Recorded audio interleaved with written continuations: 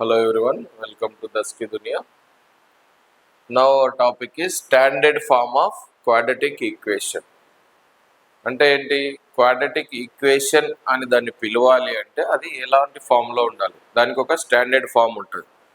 దాన్నే మనం ఏమని రాస్తామంటే a x square plus b y plus c is equal to 0. A x square plus b y plus c. ఏంటి దీని అర్థం? ఇదేమో వేరియబుల్, ఇదేమో వేరియబుల్ ఎక్స్ కామా వై, అంటే ఇది 2 వేరియబుల్స్ ఉంటాయి. ఒకవేళ 1 వేరియబుల్తో రాయాలంటే a x square plus b x plus c అట్లా రాస్తాం. ఇప్పుడు స్టాండర్డ్ ఫామ్ మరి ఇదేంటి?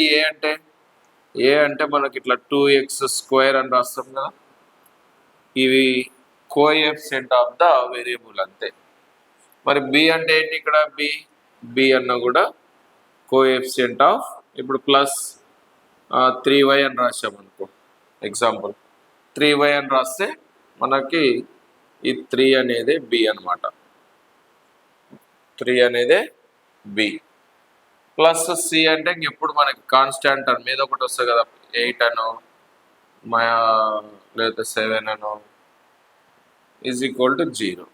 ఇదనమాట ఏ అంటే ఎక్స్ స్క్వేర్ యొక్క కోఎఫిషియంట్. కానీ ఫస్ట్ క్వాడ్రాటిక్ ఈక్వేషన్ అంటేనే డిగ్రీ మినిమం మ్యాక్సిమం 2 ఉండాలి కదా, కాబట్టి ఇదిగో ఎక్స్ స్క్వేర్ని ఫస్ట్ రాయాలి. తర్వాత ఇక్కడ 2 వేరియబుల్ రాశాను నేను. ఒకవేళ ఇది బిఎక్స్ అని అనుకున్నాం అనుకో, 1 వేరియబుల్ అవుతుంది. ఇక్కడ పవర్ ఎంత ఉండాలి? ఇది 1 ఉన్న పవర్ రాయాలి.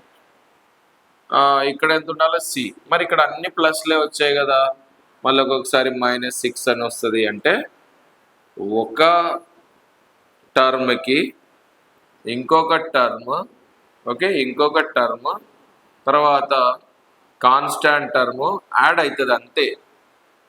నీకు ప్లస్ ఆర్ మైనస్ అని ఇక్కడ చెప్తే చదవడానికి బాగోదు, కాబట్టి ఫస్ట్ టర్మ్, దానికి రెండో టర్మ్, దానికి మూడో టర్మ్ యాడ్ అవ్వాలి.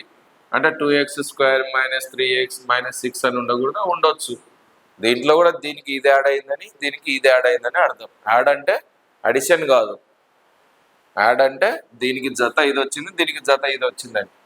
ఒకవేళ మనకి 2x -3x స్క్వేర్ -4 ఇట్లా ఇచ్చినారనుకో, దీన్ని ఏమని రాయాలి? మనం ఈ ఆర్డర్లో రాయాలి. ఏఎక్స్ స్క్వేర్, ఇదిగో ఇది ఫస్ట్ రాసుకోవాలి, -3x స్క్వేర్, ఇది ప్లస్ 2x కదా, plus 2x -4 is equal to 0 అని మనమే రాసుకోవాలి. అంటే ఇలా మనం ఆర్డర్లో తీసుకోవడానికి ఫస్ట్ స్క్వేర్ ఉన్నది, తర్వాత 1 పవర్ ఉన్నది, తర్వాత కాన్స్టాంట్ టర్మ్, దీనిలోని మనం ఈ ఆర్డర్లో రాయాలన్నమాట. దీన్నే మనం standard form of quadratic equation అని పిలుస్తాం. Standard form of quadratic equation అని పిలుస్తాం.